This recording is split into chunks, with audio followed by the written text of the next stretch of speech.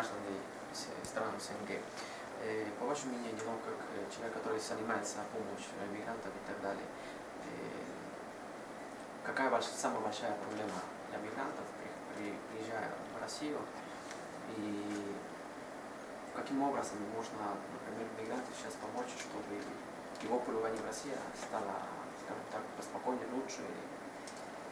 Пока не будет единого понимания на уровне стран СНГ, на уровне президентов, кто решает проблемы трудового мигранта, поскольку Россия является страной принимающей. Здесь нужны более 10-20 миллионов. Мы должны 25 миллионов, слова господина Путина, когда он сказал, что не нужно 25 миллионов, не меньше. И они сегодня должны быть в России. Но мы же видим, количество намного меньше. Раньше было там порядка 15 миллионов, сейчас пришло до 8 до 9 миллионов из общих трудовых мигрантов, не только страны СНГ, дальние и ближние зарубежья. Они сталкиваются с трудностями. Трудности в одном, что мы до сих пор не можем определить, что вообще мы от них хотим. На государственном уровне мы говорим, концепция миграционной политики – это решающий фактор для будущего развития данной сферы. Но эта концепция, если есть где-то, значит кому-то будет интересно, но это не играет в пользу трудового мигранта. Я конкретно говорю по республикам Центральной Азии, Средней Азии, Узбекистана, Таджикистана, Киргизии. Это действительно трудовые мигранты. Я не понял в одном, почему тогда есть трудовые мигранты приезжают в Россию нашу. Тогда должен, соответственно, быть инвесторов или государство заказчика. Получается, у нас инвесторы зарубежья намного больше, чем государственный заказчик. Государство, значит, требует в сфере говорит, строительства, соответственно, сфера связана с аграрным сектором, бытовая сфера, ты же говоришь, значит, ТСЖ берем, значит, вот этот элементарный механизм государство передал в руках зарубежных инвесторов. Но практически, как и медицина, было передано после развала Советского государства, 99% медицины находится в руках коммерческих структур. Но мы сегодня говорим о самом главном. Если проблема связана с решениями трудностями нашими трудовыми мигрантами в России, то этот замок или ключ находится в руках странах доноров президентов и нашего уважаемого Владимира Путина. Как они будут решать? Поскольку увидели, что буквально года еще нет, расформирован, разогнали эту Федеральную миграционную службу России, поскольку это была криминальная точка. И все знали, ни один из них, этих руководителей, в тюрьму не пошел. Но сотни трудовых мигрантов оказались в тюрьмах. Миллионы трудовых мигрантов остались без заработной платы. До сих пор они бегают. Они не могут решать, кому идти. Сегодня трудового мигранта, гражданина другого государства, приехал в Россию, требовать своей заработной платы. Просто ему невозможно даже двери не открывать ни прокурор, ни сотрудник полиции, ни дипломатический корпус, ни собственных граждан. Вот они бегают к нам. Даже на сегодняшний день у нас есть список, к нам идут граждане России, русскоязычные идут. К нам идут, дайте, возвращайте, помогите нам эти деньги. Но поймите, если мы хотим жить в демократическом государстве, сегодня мы видели, что вот этот принципиально пункт и сам по себе преобразование государства, исходя из принципа демократии, практически в стране отсутствует. И что такое слово демократия? Это средство массовой информации. Вот вы приехали, я благодарен вам. Вот сегодня видели, что сегодня в этом же здании, где мы независимо от всех давлений, хотим, чтобы в дальнейшем наши граждане получили образование. Стали, значит, именно водителями, подготовлены, получили сертификаты, получили право, что они работали на благо России. Но все равно есть точки. Будут столкновения с чем? С теми же коррупцией и криминалом. Вот это все нас, конечно, и нашим гражданам волнует. Как дальше будет? Поэтому вот сегодняшнее открытие данного центра. И второй центр подобный открывается сейчас на Ташкентской улице, юго-восточном администрации Москвы. И в других регионах даже есть. Дает возможность, шанс нашим гражданам легально находиться. Но мы опять боимся легально нахождения гражданина на тот момент, если тот работодатель законопослушен. Надо еще подготовить центр для подготовки работодателей. Не только водителя, а надо работодатель не то, что он диплом имеет, то, что он фирму имеет, не то, что он там является полуминистром или что-то. Надо еще провести курсы, дать ему сертификат. На сегодняшний день достойно занимать роль работодателя. Вот такой сертификат надо давать каждому нынешнему работодателю. И проверить. У водителя несколько нарушений, 5-7, значит штраф, или поднимать цену по получению, соответственно, страховой полис на автомобиле. Страховой. И также надо по работодателям. Вы не платили, на вас жалобы и все остальные.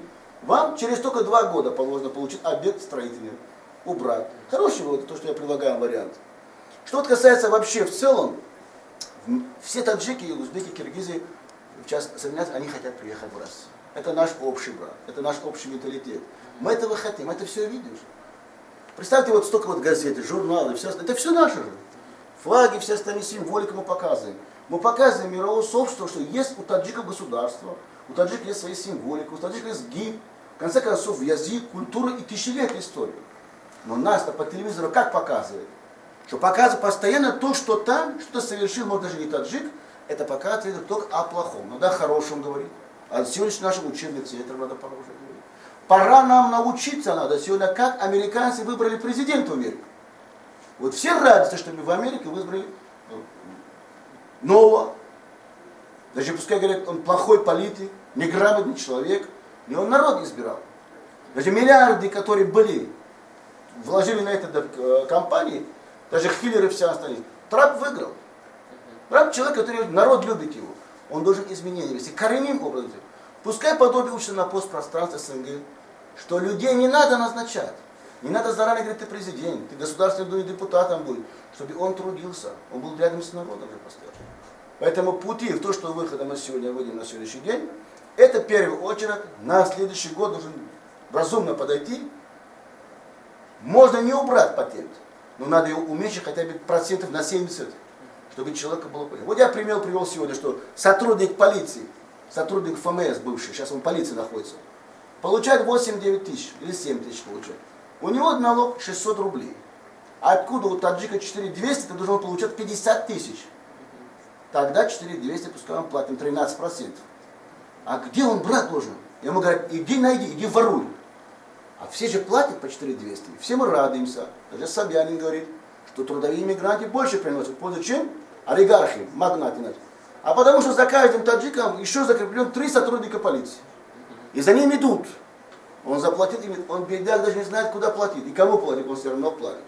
Потом его в суд ведут, потом говорит, у него ничего нету, потом, значит, судья его штрафует на 5000 рублей. Вот это нюансы позорят его сегодняшнее наше государство российского. Вот это нюансы, которые сегодня мы говорим, надо, чтобы не были в нашем обществе. Мы живем в цивилизованном обществе, мы этого хотим видеть. Мы хотим о сотрудничестве, мы хотим помогать нашим гражданам, чтобы дети здесь учились. РВП нет, значит, русский язык программа. Ваши дети не могут учиться. Но поймите, они хотят учиться по русской программе. Надо еще гордиться, чтобы человек именно хочет получить образование, то, которое дается в российском государстве. И это момент есть. Болезни есть. Страховой компании не платят деньги. Миллиарды рублей только, значит, Москва не платит. Больше миллиарда Московская область. Большинство этих, которые не платят деньги, это олигархи. Это криминальные структуры, которые сегодня. Мы с ним боремся. Благодаря и вашим средствам массовой информации, благодаря другим средствам массовой информации. Но работаем в этом направлении. Дай Бог, чтобы в этом году, то, что был самый страшный год для наших, потому что практически люди приехали сюда, не знали. Они уже были в список запретом. Что они приехали сюда, делали патент, говорят, потом говорят, нет, друзья, у вас запрет. Но у него-то вот деньги забрали. Ну хотя возвратите, совесть-то есть. Мы же в церковь ходим, мы же в мечеть ходим. Или вы, или мы там. Мы-то ходим для чего? Мы же богобоязные люди. Ну Бога надо бояться же. Что от этих людей вы хотите? Сегодня посмотрите дворников. Столько миллионов получается не оплачено здесь этим дворникам только московских химках возьмем. Возьмем сходы, возьмем и тысячи все. Но не платим по 4-5 месяцев. Но если они уйдут, если они не нужны, ну тогда надо объявить, что сегодня Россия не нуждается в трудовых мигрантах. Я вам уверен, что если сегодня какие-то были санкции зарубежные по отношению к нашему российскому государству, это были гибридные продукты. Никому они не нужны. Если завтра будут санкции или остановим приход мигрантов, тогда мы не в магазин будем бегать, чтобы там продукты нет. Просто мы с дома не можем выйти, потому что перед нами будет просто ангар с забитыми одними этими котелами, другими, или канистрами, так называемыми, брошенными бутылками, закрываться будут наши подъезды.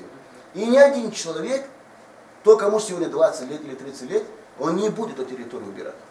Мы все сгнем там же. Мы заболеем разными болезнями. Миллиарды рублей нам не поможет, даже медицина не поможет спасти людей. Вот наша задача в том, чтобы надо всегда труд оценить. И надо любить то, которые, значит, те люди, которые сегодня приезжают в Россию, приносят пользу. 60% граждан Таджикистана работают в сфере строительства. Сколько домов принимают? Смотрите, построено. Вы знаете за одну комнатную квартиру, которая дается в доме целиком из 17 этажей, тратится всего 600 рублей на его строительство. 600 тысяч нашли, 600 тысяч рублей. Это, вот, посчитали все. А квартира продается за 100, за 8, за 9 миллионов. Вот этот труд, который мигрант выполняет, ему даже не хотят отдать. За 600 тысяч в этих домах построят. И сделают. Мы этого даже. Мы очень хотим, чтобы были и судебные системы России относиться к таджикам, реально к тому, что мы сегодня против того, что когда человек не совершенно виновный, приводит в суд, запрещается правозащитников из Таджикистана, запрещается других правозащитников, закрытый суд создают, обвиняют человека в изнасиловании, попытке других все остальные. Ну давайте тогда проведем судебное разбирательство. А почему человек жили в тюрьме, когда не совершал преступление? Вот эти нюансы нас тоже волнуют. Волнуют их родители. Сейчас более 10 тысяч граждан Таджикистана находятся в различных тюрьмах России. Более 10 тысяч. Более 8 тысяч находятся в различных спецприемниках. Что такое слово спецприемник? Это человека привели 14 дней после суда, должны отправить на родину. Но там что? Там идет торг. Сахарова, торг. Билет стоит 15 тысяч рублей, пронеси, пускай родители твои 30 тысяч. Мы тогда это мальчика вам отправим на родину. Но это что получается? В нашем цивилизованном мире? А почему я должен замечать? Почему должен замечать просто бабушка, которая по дороге... А почему об этом чиновник не хочет знать? Потому что те чиновники, которые закрывают глаза и уши потыкали чем-то непонятно, они есть, в первую очередь, это есть пятая колонна, как сказал господин Путин. Это враги нынешней России, нынешней современной России. Я надеюсь, что вы правильно поднесете наш разговор.